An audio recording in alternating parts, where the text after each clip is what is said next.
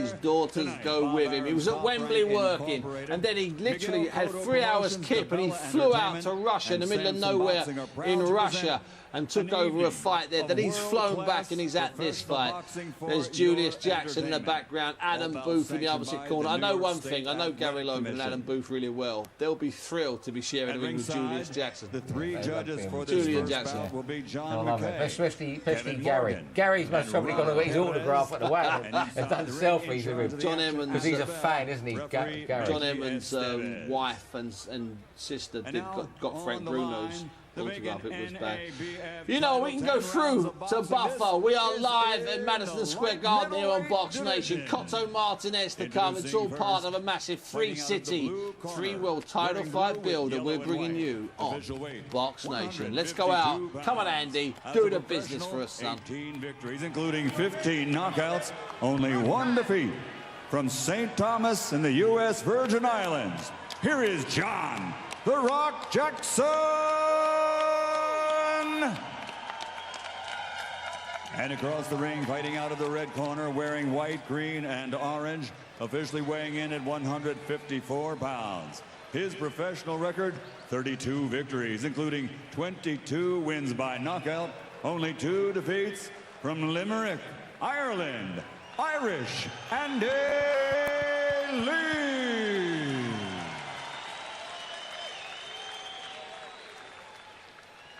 Andy Lee was a protege of the late great trainer Emanuel Stewart, who took him into his home and gym in Detroit, took him as far as he could get, and since Emanuel died, Lee has had 4 fights, 4 wins. This is a challenge for him as well as Jackson to determine what kind of future they have in a division that has some serious competition. Stay back, Andy. All right, so John Jackson decked out in the blue with a white trim, the colors of the Virgin Island, and Andy Lee decked out in the colors of Irish, well, at least the Irish flag with the white and the green and orange trim. So we'll see how this unfolds. You notice right away, Andy Lee jabbing with that right hand, big, tall guy, 2-inch advantage in height and a couple of inches in reach over the really hard-punching John Jackson. John Jackson turned pro in the Virgin Islands in January of '09 and ran up 13 straight wins, 12 by knockout. His record is 18-1, 15 KOs. Only been 10 rounds one time in his career, so we'll see how this unfolds as it goes down the wire. Andy Lee, well, he's a tough kid, solid right hand, aggressive, good body shots.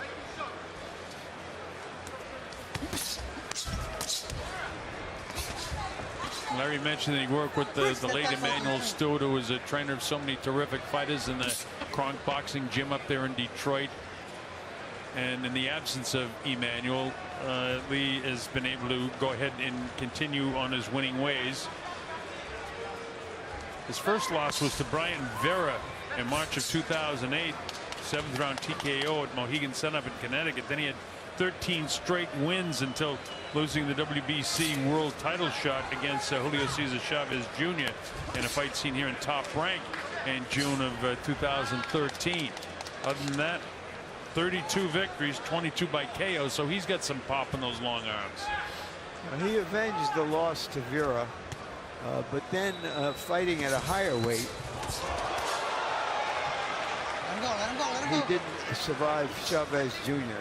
So he's back down to a better weight where his punch may carry him. Let's see, because Jackson is a big puncher and he ripped the shot. Oh, there's a right hand that drops Andy Lee.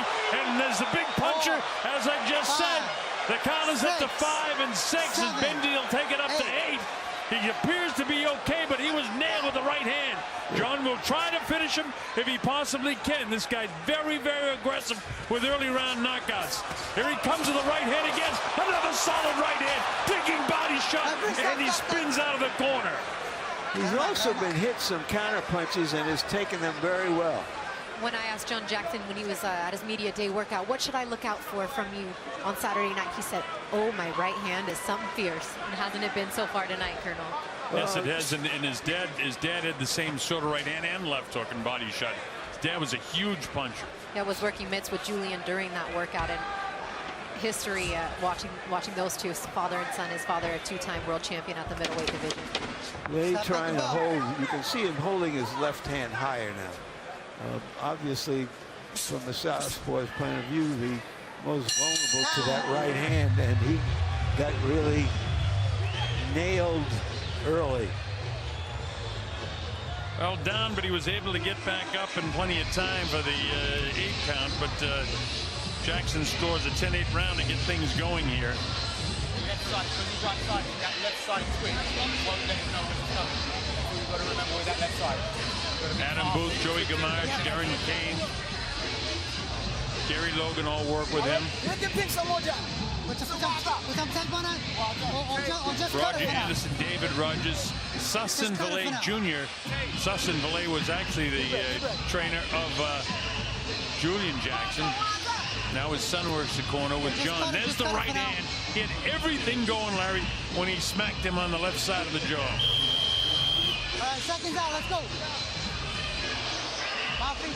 Quick and to the point. To be sure. Here we go, round number 2. Bob Sheridan here, Larry Merchant, Christina Poncher's with us as well. The southpaw, Andy Lee, down in the first round and down with a vicious right-hand shot by John Jackson. Talked about how powerful he was, and we've seen it already. John's going to work his way to try to get that shot again. And, of course, southpaws, as Larry mentioned, vulnerable to the right hand. The southpaw better start throwing some left hands of his own down the middle to hold this guy off and don't let John work in, because John is thinking about what he's trying to do. And there it was, the straight left hand down the middle. The straight right down the middle is the ticket for John Jackson throughout the course of the evening. But you know, he's got that kind of three-quarter hooking right hand is what he caught him with to drop him in the first round. A couple of minutes gone, rather 1 minute gone by here in round 2.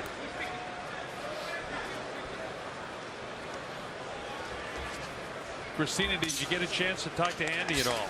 I did get a chance to talk to him at his media workout. He said he's very comfortable at 154. All he had to do was make some small adjustments in his diet, but assured me that his power will carry on down. And it took about four tune-up fights after the loss to Chavez with his new team, moved to London or trained in London, to kind of said it was by design to get the game plan, to get comfortable working with them.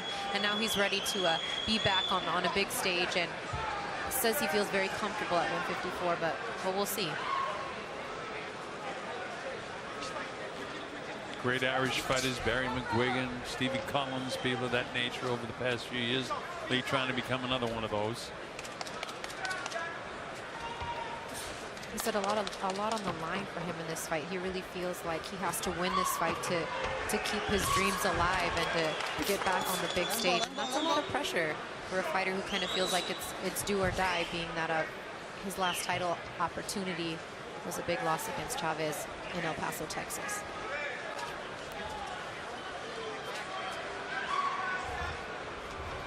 Two minutes gone here and a little bit more. Round 2. No big blows landed by either man in this round. Jackson seems to be waiting, Larry. Yeah. As we say that, he lands a couple of solid right hands. Digs downstairs again, does Jackson. Back up with a solid right hand. Well, these guys are really setting down in the punches, both of them. And Jackson appears to be just a little quicker with those hard punches at close quarters. Sometimes it's an advantage to be the smaller guy. As the case has been so far through 2 rounds of this fight. The bell ends round 2. Another decent round for Jackson, who landed more heavier blows than Lee did.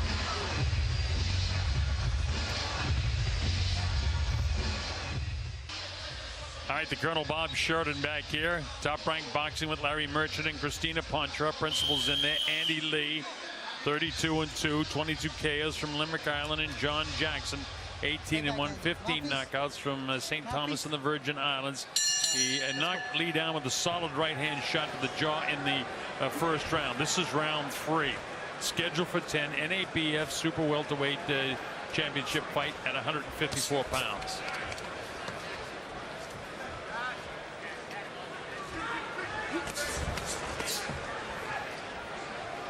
Jackson seemed to wait for the big shot and the big opportunity in round 2.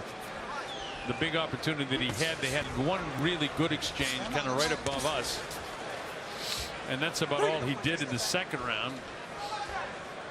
Lee has been in a lot of good action-packed fights, but it seems as if he's trying to fight in a more measured way here.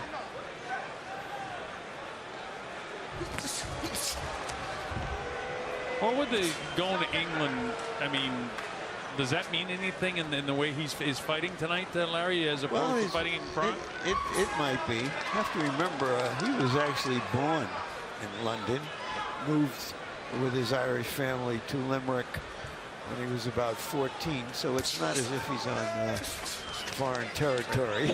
Right. And he speaks English very well, I can assure you. He speaks boxing pretty well, too. So using that long jab, not throwing too many of the powerful left hands that the southpaw has. Both guys a lot more measured now here in the third round than the first round. John tried to catch it with that right hand. See Andy blasting as Benji Estevez separates the two. Very wide stance has Andy Lee for a lot of his positioning in the ring, and when I see a guy with a big wide stance like that, it's very hard to get off your powerful left hand when it's that wide. Now he's shortened up just a little bit, and as he does, Jackson blasts him with the right hand to the left side of the head. No damage done. Jackson just trying to stalk him, get Lee to open up and engage him at close quarters. That's his style of getting inside that long right jab of Andy Lee. And when he bends way over, he'll throw shots to the body with either hand, left or right. Jackson likes the right hand, and he's not afraid to let it fly. He seems very calculated as to when he wants to throw it in this round. Well, he hasn't done much in this round, and Lee gets to the bell right now. I think it would be his round. Yeah, definitely. Jackson didn't do much at all. And very similar to the second round, by the way. I happen to give the second round to Jackson because he landed a couple of decent shots. Fans going crazy as Miguel Cotto arrives in his favorite color, pink. The Colonel asked why he wears pink so much, and he said, hey, it's my favorite color. Eller is with Freddie. Of course, they can see him in their big monitors here inside Madison Square Garden. Warming up is going to be very important for the main event fighters tonight because it's very cool inside of Madison Square Garden. This is on the 6th floor, and it's a hard place to keep the ice really good this time of year in New York. And of course, they're in. And you hear the boos go up for Sergio Martinez, but you get an idea the passion in the crowd here. It is a second home, or maybe even a first home in terms of the big crowds he's drawn here in New York. Well, I've been doing a lot of undercard fights earlier this evening, and I can tell you that the crowd was very sparse around 5 o'clock when I first came in here, and it's just built up solidly, and it will continue to grow because they want to see Cotto, and especially in this Puerto Rican holiday weekend here. Big Puerto Rican Day parade tomorrow, and Cotto wants to participate in that as champion. This is round 4. The Colonel, Bob Sheridan, along with Larry Merchant and Christina Poncher. Jackson continues to fight as he left off in the second and third rounds. He's looking to land the big right hand as he did back in the first round. he hasn't been shaken, but he was outboxed in the 3rd round. At least Larry and I thought so. Almost trying to get smaller there, Larry. He almost went real south of the border as Andy hit him on the shoulder as he was coming in and bending over. Nice slick move that time by Andy, avoiding the punch of John Jackson and trying to unleash some power of his own.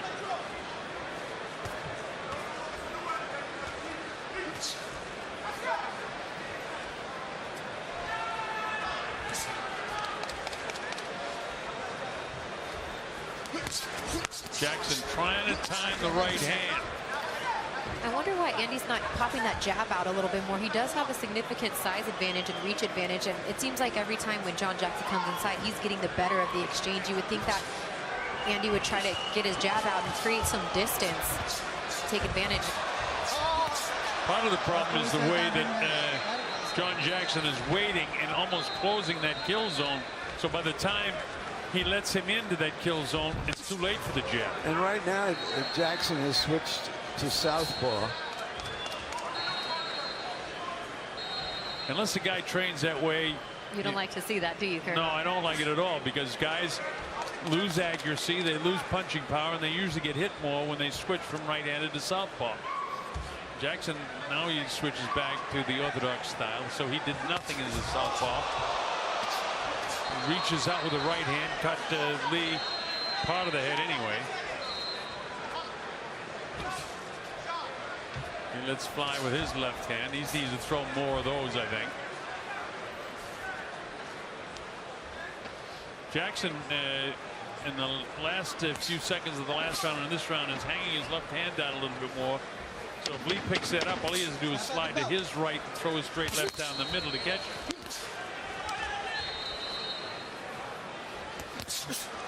Has that wide stance, and that's why that hook looks so long. But boy, Larry, I can't score that round. I don't think Jackson was busy enough to win it. Neither one deserved to win it. Let's call it a 10-10 round. Well, I put it down that way because I think the judges will probably be split on that, because it's a hard round to score, very hard. Now start to make mistakes and let him feel that you're getting sharper, more dominant behind your boxing brain. How do you score?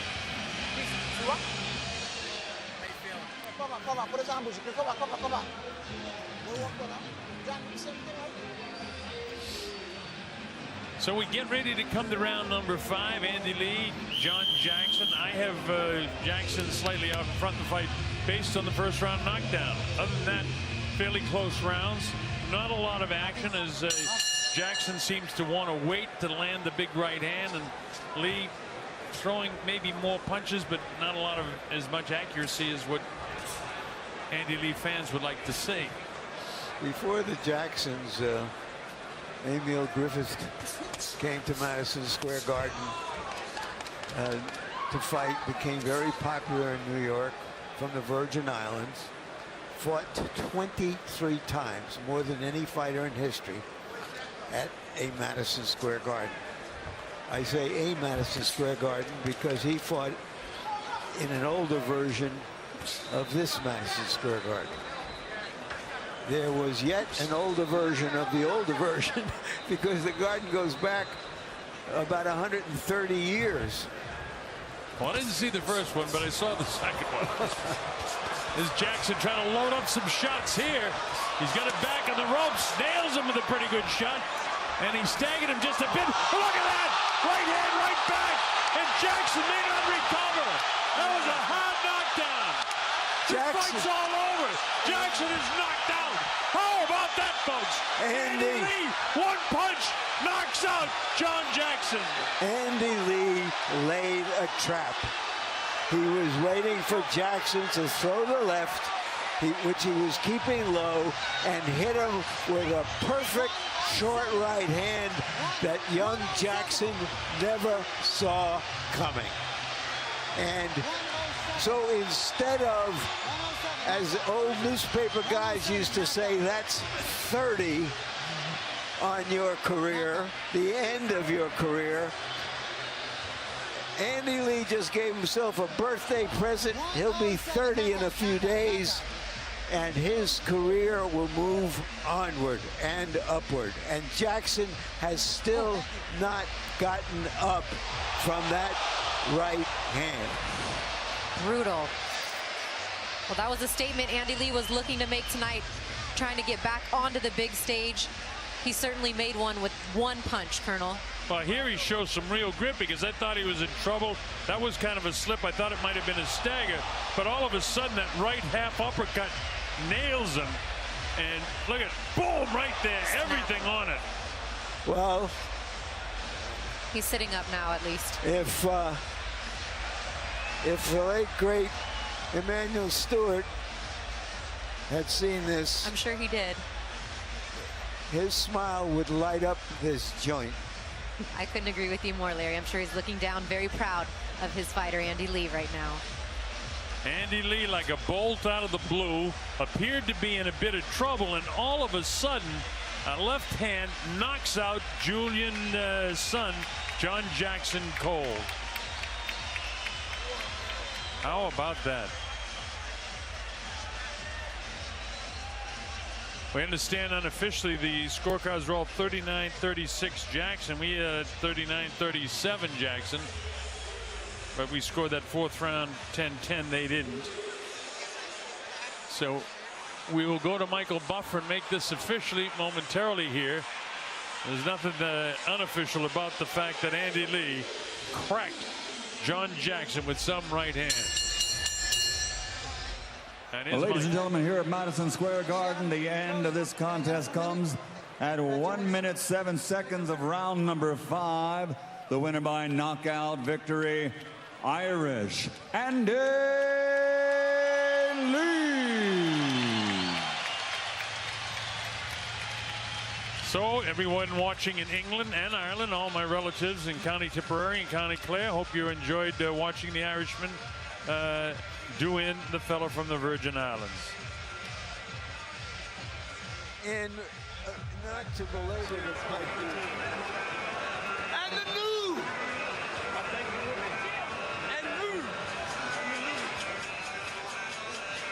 Andy Lee over in the first, stunned during the first minute of the fifth. Let's not beat around the bush. He stumbled back. He's back at the rope. But he'd been looking for that short right hook. He'd thrown it a couple of rounds earlier, Michael.